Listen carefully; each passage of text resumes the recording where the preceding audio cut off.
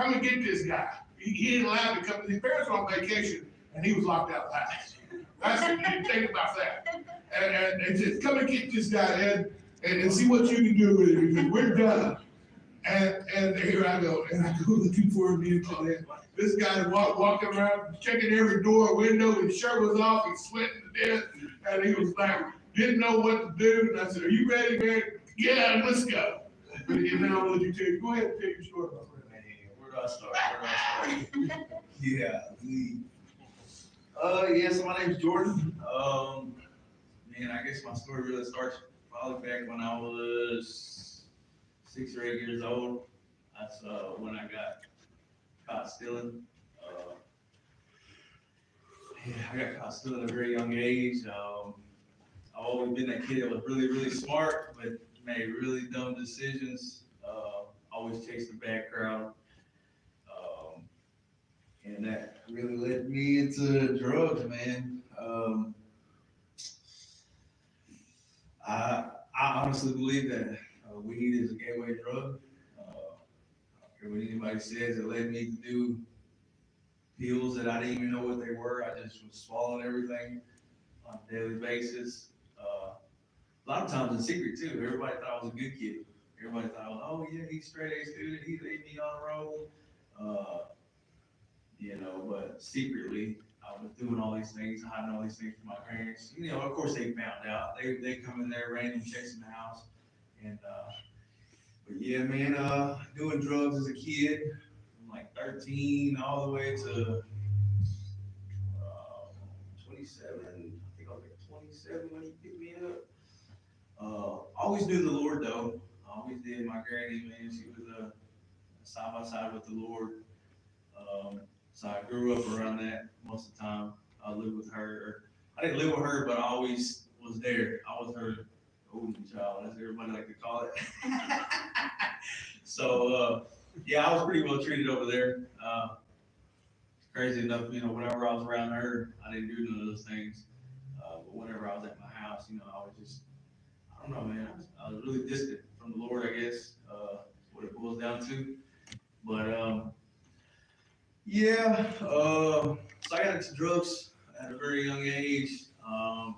Porn was a big thing too, sex, all that stuff at a very young age just kind of polluted my mind. I chased all the bad kids in school and tried to be that class clown, especially when I moved from like the Dallas schools to the country school out in Kaufman. I wanted to be that kid that was from the city and he's a bad kid. Oh man, look at that kid right there, and try to get the girls and whatnot. So, that cycle just continued until I ended up getting locked up the first time with drugs at school. Got caught with drugs at school at 15. They arrested me for a felony charge, and I got out of that on probation.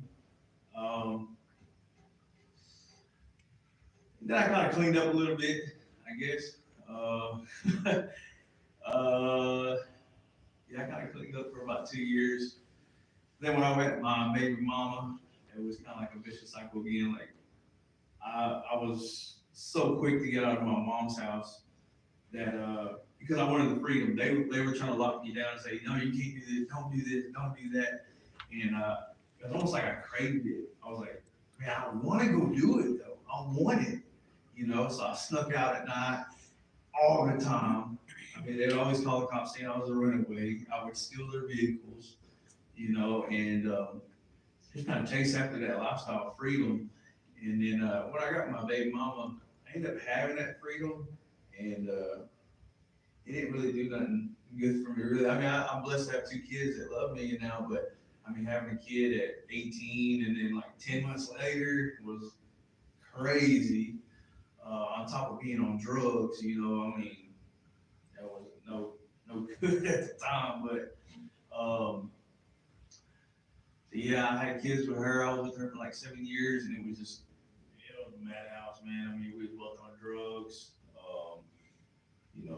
semi-functional, I guess, calling in 3 days a week at work, and I still got a job, so.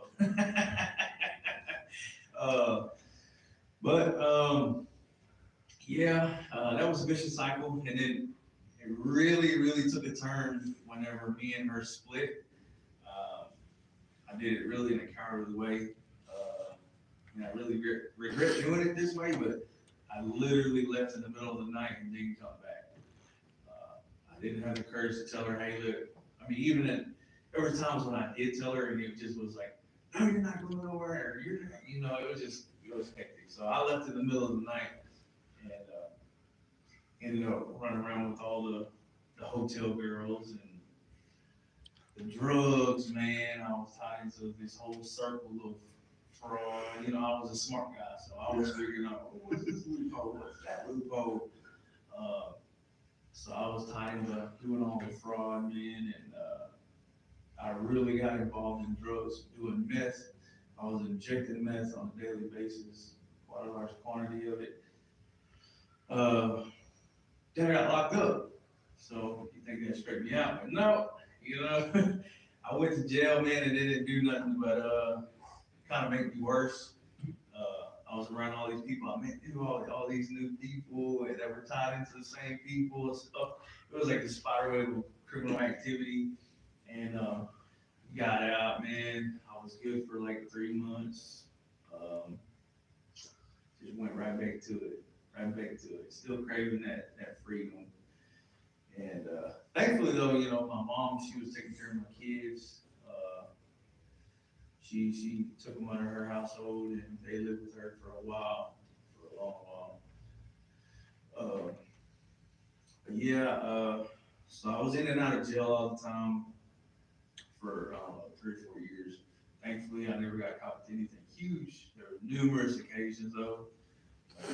Police kicking in the doors, and I've got stuff everywhere, having to lock it up in safes and do all this crazy stuff, man. That I should be in prison for, but praise God, I'm not. But yeah, I finally, I thought I had finally given it up in 2020. I thought I did. I was so sad. My mom, for the first time in a while, she was like, yeah, you can come live with us again. I was like, sweet, man, let me get my life together. I got all these court fees and I got all this stuff I got to take care of. So that'll help me. And then I'll be living with my kids again. So I'm like, sweet, perfect world. But I ended up getting, because I started getting distant from the Lord, I started getting lonely. So I started wanting company. And I reached out to this girl that I met in jail. And from there, it just went straight down. I lost literally everything I've been working for, towards the last 9 months, completely lost it. And I was out there pretty much homeless, living in a car. My car, I had to cross the 300 and, man, it had a blown head gasket and I didn't care. I rode around with 10 gallons of water in the trunk, and we're gonna keep moving, baby. We're gonna keep moving. So, but I was living in my car, man, and then on top of that, my AC didn't work, so it's hot. So, man, it was crazy looking back on it. It's like, man, what was I doing? But, yeah, so I was living in my car for probably like 3 months or something like that. And I was like, man, I was on the fence. I was like, man, dude, you gotta figure out a way to get out of this, or you're gonna go be a criminal and you're gonna end up in prison. You're gonna dodge prison 3 times now. It's over with now. If you go back that route, you're gonna go to prison, period. So, and I didn't want to do no more time. I didn't want to be that person that had to get locked back up. So, I was sitting there pondering one night, and I ended up calling Ed one night. Of course, it's like 3 o'clock in the morning. I'm expecting him to answer, I'm out of my mind, I'm like, damn, why ain't he answering? But so 2 days went by. He ended up calling me or something, and I didn't answer it because I was back on the run. Let's get it, you know what I'm saying? And I ended up going. This guy, he was like, "Hey, you got any experience on concrete?" I was like, "Yeah, I got some experience." He had like a 20 by 20 pad or something, like 20 by 25 pad on these people's houses in Cedar Hill. And he's like, I need some help, I'll pay you. I'm like, sweet, I need some money, I ain't ate in like 2 or 3 days, I need to take a shower, what I'm saying? I'm loving right now. So I ended up going to help him, man, and when I pull up, there's like this driveway that kind of curves around the back of the house, and the pad is in the back side of the house that is kind of, when you drive in the driveway, it kind of goes down, and then you have to kind of walk back up to the pad. And when we pull up, I noticed there's like 4 pallets of 80-pound Quick Creek mix. And I'm like, bro, you ain't got no truck. I was like, no, I didn't budget that in, man. About 2 days. I got 2 days to do this, man. We gotta get it done today. I was like, golly. I'm like, dude, I ain't 8 years so long, bro. I'm 160 pounds, man. I mean, you didn't even give me no drug. I mean, God, what you expect? So I'm like, man, I'm like, bro, you at least got some boots. I had the nicest pair. I had a pair of all white Vapor Max Nike. I mean, $200 shoes, about the nicest thing I got on me. And I'm like, man, you got some boots? He's like, yeah, I got some boots you can wear. And he gave me a pair of rubber boots. Man, they're like a size 9. So I'm walking in with like their heels. And man, that hurt, though. It hurt. But I was like, okay, let's do it, man. I'm gonna thug it out. Let's get it. Yeah, man, I made it about maybe 1 pallet in. And I was like, nah, bro. Nah, man, hand mixing that and then having a wheelbarrow up a hill and do all that crazy stuff, man, that was just too much for me. Especially at that time, I was like not fit, nothing like that. So, yeah, I had my homeboy pick me up that day. I was like, because it was my homeboy's homeboy that he kind of got me connected. And I was like, man, you got me over here looking like a fool. Come pick me up. And because at this time, my car just quit running. It was like, it ain't taking no more water, So I didn't have no car, so my buddy came to pick me up. And he ended up giving me like a tater tot or something from like Sonic, and I ended up crashing. And he woke me up. He's like, "Hey, where you gonna be taking?" I was like, "I don't know, bro. I literally ain't got nowhere to go. I guess just take me to my mom's, and then I don't know. I'm gonna make her do it. I don't know. I don't know what to do. So he took me to my mom's, and I swore up and down. They were in there. I swore up and down, man. I knocked on the door. I mean, the cars were in the driveway. I didn't know they ever bought a new car. I was like, hey, they're here. Why ain't they answering the door? Because my plan was I was just gonna walk in and just go to sleep on the floor. At least I need to get some sleep. Yeah, they weren't there. So I was like, man, what can I do, bro? I mean, I'm tired of this. I done lost everything 50 million times already in 6 months. So I had to call Ed, and he answered the phone. I was like, sweet, man, sweet, he'll help me out. So, yeah, he told me there was like 2 options, man, and he didn't really tell me nothing about what they were. He just told me there were 2 programs. And then he called me back. He said, yeah, man, I got you in the program. You're gonna fly to Tennessee tomorrow. I was like, Tennessee? Wow, I ain't never been on a plane, so I didn't really know how to feel. I was like, hey, man, I'm just gonna trust it. I need something to work. So yeah, I didn't even know it was a 4th of July at the time. I didn't even know it. It just clueless about the world, man. I didn't know that until later on that night when he brought me to your house. And y'all had this whole party, had cheeseburgers and all kinds of stuff. I smashed out and went to sleep. So, yeah, that was a crazy time, man. So I went to Tennessee. I was in Tennessee for maybe like 13 months, man. My plan was after I went through the program, which really changed me. It was a very humbling experience. No cigarettes, I smoked cigarettes back then. No cigarettes. I was like, oh gosh. No phone. Oh my gosh. But it definitely worked. It changed me. It humbled me. Definitely got me back in tune with the Lord. And then once I graduated the program, my plan was to stay in Tennessee. But I just kept getting mixed signals about it. And then finally, I just kept praying. I'm like, man, what are you going to do, Lord? Like, I had a plan, and now it seems like that can't be the plan. What are you going to do? And then for like probably 2 weeks, man, I was doing plumbing work up there, and I was always seeing Texas license plates. I was like, where are these Texas people coming from? You know, so, and that's one thing I do. I didn't really ask for that specific sign, but now when I pray to the Lord, like for a specific answer, I ask for something. Like the other time, like I started this new job. When I prayed about it, I said, hey, look, I want to change jobs.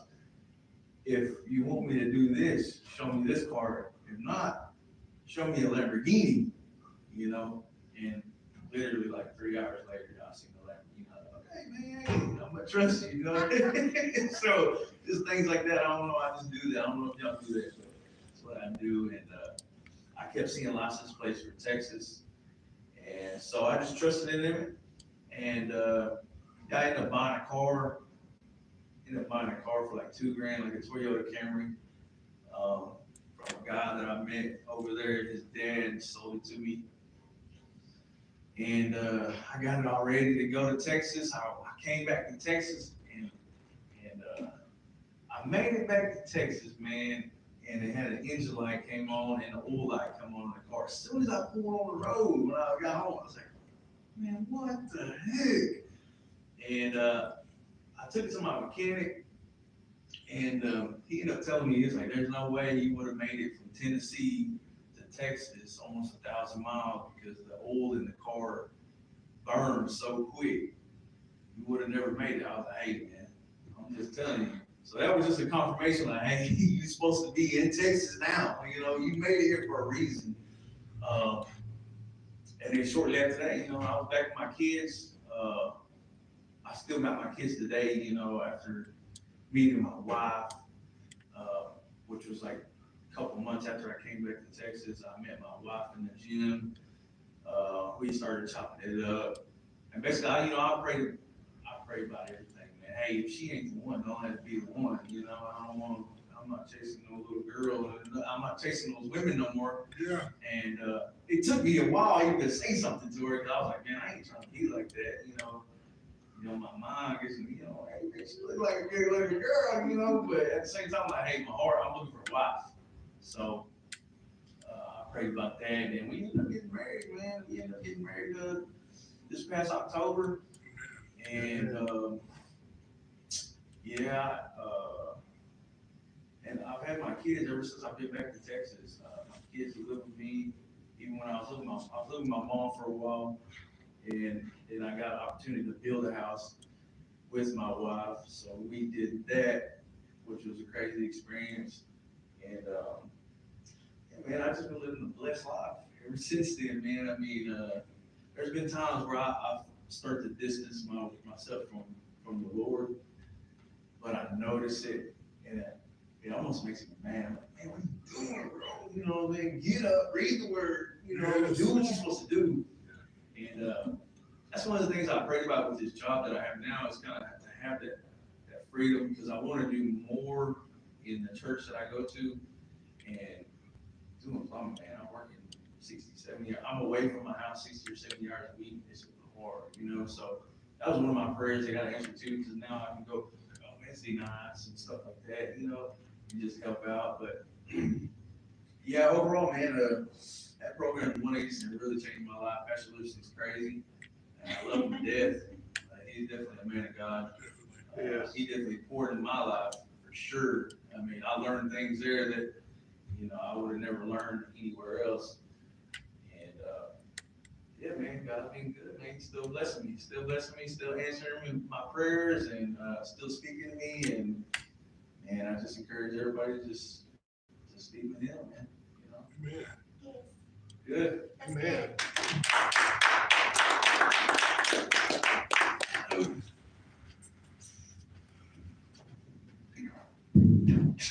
That's good.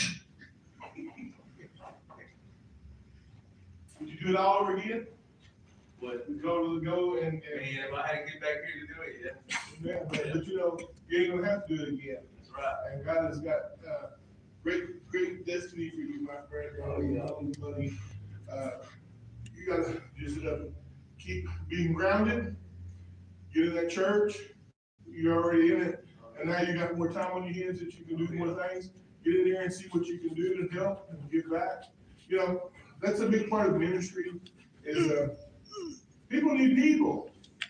Yes. And when we get the things that we need and God takes us off the streets and shows us another way, you know, it ain't all about working. And we do have to have a family. You gotta have a family. You know, you got some people get a family and wife and children, and that's your first ministry is with them. But then the other ministry is getting out there and doing what God says, go on the highways and byways and compel them to and be disciples.